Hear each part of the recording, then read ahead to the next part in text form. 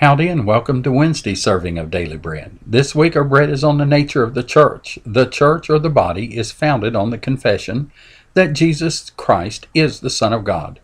And today we'll go over the diversity of the body. Our scripture reading is 1 Corinthians 12 through 20. The body is a unit, though it's made up of many parts. And though all its parts are many, they form one body. So it is with Christ. For we were all baptized by one Spirit into one body.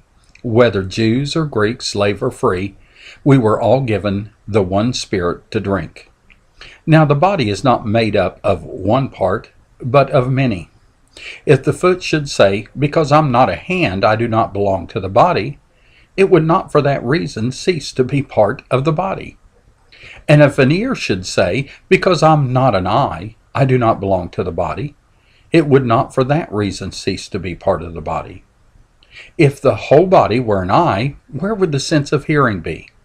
If the whole body were an ear, where would the sense of smell be? But in fact, God has arranged all the parts in the body, every one of them, just as He wanted them to be.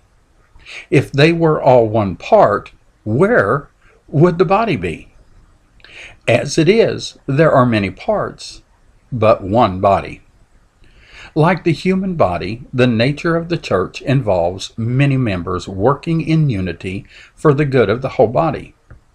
In verse 12, Paul pointed this out when he compared the body, or the church, to a body that is a unit. Now, does unity mean that we all function, think, and view things alike? No.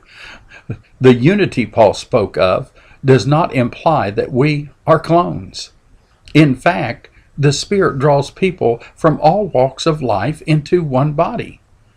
Like the human body, the body is composed of many members, each contributing toward the unity of the entire body. This interesting design did not come about by the wisdom of men, but by God Himself. Because of the nature of the church, no member should feel inferior because his gifts and talents do not seem to measure up to those of another congregation's members. The truth of the matter is the church needs the great variety all its members provide. Paul's question in verse 19 underscores this. As the Phillips translation puts it, without this diversity, how could there be a body at all?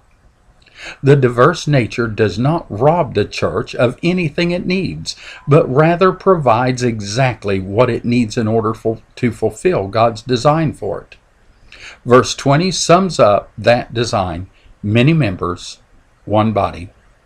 Today we hear much talk about diversity in reference to things like culture, opinion, and even sexual preference.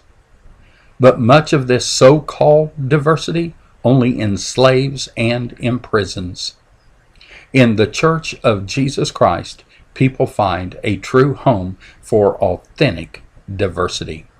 Here a person can find himself and be himself in true liberty and freedom.